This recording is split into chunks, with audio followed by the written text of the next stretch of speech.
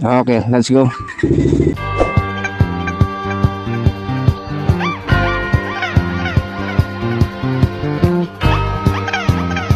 Alright. Good morning, guys. Yee! It's been a while. Grabe, ang tagal na. First vlog natin for this year. Hindi tayo nakablog ng January, buwan January eh. So, yun nga, busy tayo. Wait lang tayo. Tanggal natin yung sounds. Yan, napapasnooze tayo eh. By the way, guys, welcome to my vlog. So, sa mga kakasubscribe pa lang, thank you so much. Nakapansin ko may mga may mga engagement and then may mga followers na mga bago. Kaya ayun, thank you so much guys for following my YouTube channel. So, ito yung natin. First vlog natin for this year of 2024. Kasi masyado tayo naging busy last time. Kaya ngayon, bago tayo. Minsan kasi, yung editing yung medyo matagal. Diba? Lalo na pag nagpatong-patong na. Ano natin ngayon, ang vlog natin ngayon, pupunta tayo sa Trinoma. Yes! Bibili tayo ng isa pang camera. Yee! Marami tayo na pamaskuhan. Hindi, joke lang. Hindi, gusto ko talaga yun, yung Insta360 Ace Pro. Yan. So, pinag-iisipan ko, GoPro or X Pro. So, since gamit ko na itong 360, doon na tayo sa Ace Pro, di ba? So, marami naman siyang features na na bago. Saka gusto ko doon is, yun nga, yung pure video. Maganda daw sa gabi. So, muna tayo. We did our research para sa, bago tayo bumili, nag-research muna tayo kung maganda talaga. Pero, minsan, kahit mag-research ka, alam mo na talaga kung ano yung gusto mo no? Kasi nung lumabas yun, sabi ko okay to, Leica. Pero syempre ang pinaka niya, yung pinaka selling point niya is yung malinaw sa gabi, yung video. Yun ang pinaka gusto ko. Kasi madalas mas gusto kong nagbibideo sa gabi kaysa umaga, honestly. Ewan ko, mas parang na-enjoy ko. Kasi yung background, di ba? Hindi ganong kita lahat eh. Pero yun nga, ang nagpapaganda yung ilaw, yung mga ilaw sa paligid. Kaya ay ko mas maganda kung sa gabi. Of course, maganda rin sa umaga, lalo na kung pupunta ka sa mga open area like yung mga expressway, ganda yan. Pero yun, ang pinaka talaga niya sa akin, for me ang selling point niya is yung pure video, yung maganda sa gabi, kumbaga maganda sa low light. Tapos yun nga, pag umulan, waterproof. Hindi siya basta-basta mababasa or papasukan ng tubig. Tsaka nakaano daw sila ngayon, naka-sale. Minus yata, parang 1314. O malaki din yun, di ba? Tsaka iniisip ko lang, pag bumili ko nun, I need another mic. LOL! Ang gamit kasi natin ngayon yung Boya na na Bluetooth mic. Hindi yung may wire. Actually nagagandahan na ako dito, pero minsan or kadalasan pag matulin ka na magpatakbo, nawawala eh. Hindi kagaya yata nung yung Purple Panda. So yun yung pinaka nakita ko na ayos so far.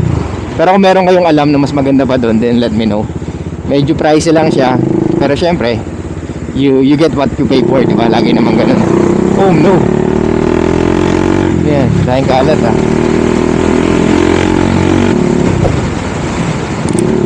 Pag bumili ka ng camera, for sure o bibili kang gumawa ng lakad. May mga lakad na rin na napag-uusapan, pero wala pang tentative pa rin. Lagi naman ganun, di ba? Right side sa ganito, sa ganyan. Sige, puro sige lang, di ba? Kasi lagi naman dapat talaga sagot mo sige. Kasi you never know di ba? Kung hindi matutuloy. Pero dapat lagi kang positibo sa buhay. Hindi, tuloy yan, sige. Gagawa natin ang paraan. Ride yun di ba? Ride yan, kailangan lagi kang may time. Therapy mo yan. Kumbaga, that's the only way, or that's the one of the way na you escape the reality. LOL! May ganun pa. That's the way, one of the way na ma-enjoy mo yung ginagawa mo, di ba? Kung pwede nga lang mag-rides na mag-rides why not? Pero at the meantime,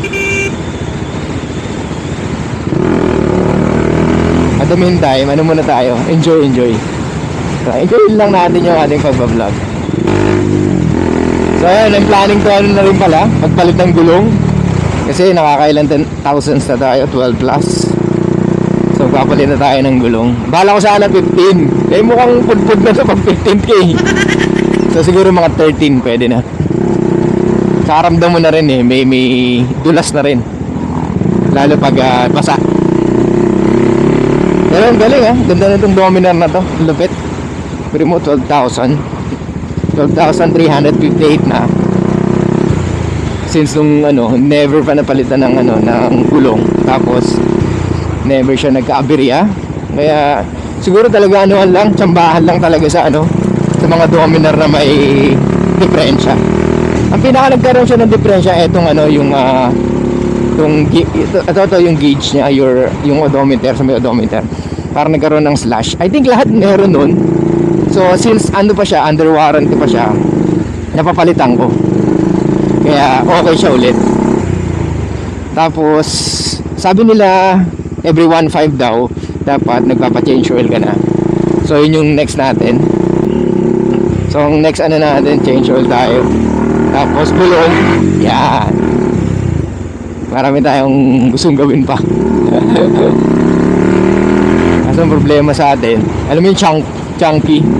Gusto natin sabay-sabay. Gusto natin siksikin yung mga gawain.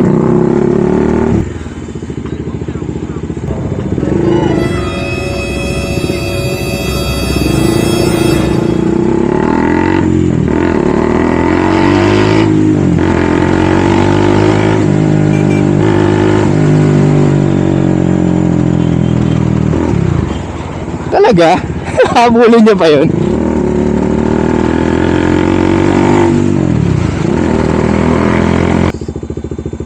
Di mo na pipili.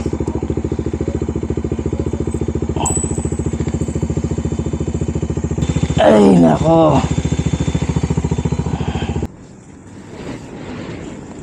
Lakas ng hangin, grabe. Mamaya na lang ulit. Okay guys, finally nabili na natin yung Insta360 Ace Pro. Excited na ako gamitin to. So open na siya kasi binuksan na namin sa Henry's camera. Kasi gusto ko malaman na kung gumagana. Sabi ko kung hindi, at least andun na ako, hindi na ako babalik pa. So maganda yung box niya. Yan. So bibili na rin tayo na niyan, ng mga tempered glass. So, di ba? Ganda, no? So, flip screen siya, kaya gustong gusto ko. Kasi ito talaga yung kakaiba sa lahat. Kumaga, ito yung selling point niya. Flip screen, tapos, ang pinaka gusto ko pa is yung pure video.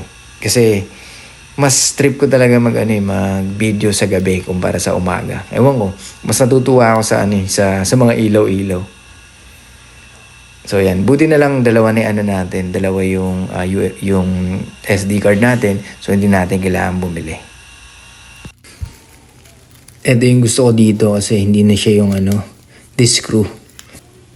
Mas siya, mas madali siya gamitin kasi isusuksok mo na lang. Oh, di ba? Tapos may magnet na yan.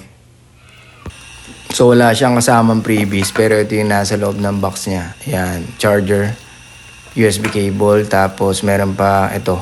Pwede ko idikit sa kung saan. Pero hindi natin bubuksan, sayang. Hindi ko naman gagamitin. Tapos, ayun yung manual niya. Tapos yan, sticker lang.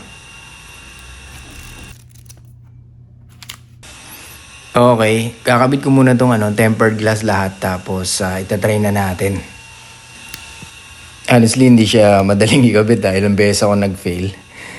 So, I think, ito okay na siya. O, see? So, kailangan, kung meron kayong ganito, careful tayo kasi talagang delikado. Baka mamaya mahulog, di ba? Sayang lang. Oh, yan, kagaya niyan. Kaya dapat talagang pasok na pasok. Yan. Pasok na pasok yung kabit eh. Kasi talagang delikado eh. Okay, sige guys. Try na muna natin ha. So ayun guys, ito gamit natin. Insas 360 Ace Pro. So ito, naka-pure video tayo. So kung familiar kayo dito sa lugar na to, talaga medyo madilim dito. So ida-drive pa natin banda ron, sa may bandang unahan para mas ma-appreciate natin kasi doon talaga konti lang ilaw. Pero kung mapapansin mo dito, pag may ilaw, mas kumukutitap or mas ma-appreciate mo yung tingkad ng ilaw kasi parang buhay na buhay siya, di ba? Kaya sulit na sulit talaga yung itong camera na to. Talagang anlupet. Yun lang yung masasabi ko. So ito, dito sa lugar na to, mas pa dito, mas madilim pa dito. Ayan, konti lang kasi ilaw dito eh. Pero kung mapapansin mo, diba? See? Pag yung wala kang camera, talagang pansin mo dyan is talagang madilim lang. Pero dahil gamit natin tong Ace Pro, tapos naka pure video siya, talagang lumiliwanag.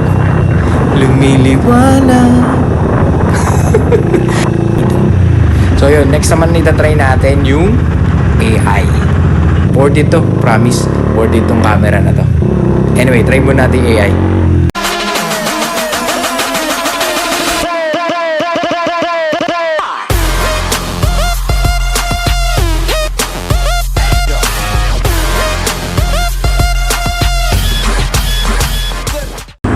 So yun, thank you so much guys. That's our vlog for today. So kung hindi ka pa nakapag-subscribe, please subscribe on my channel.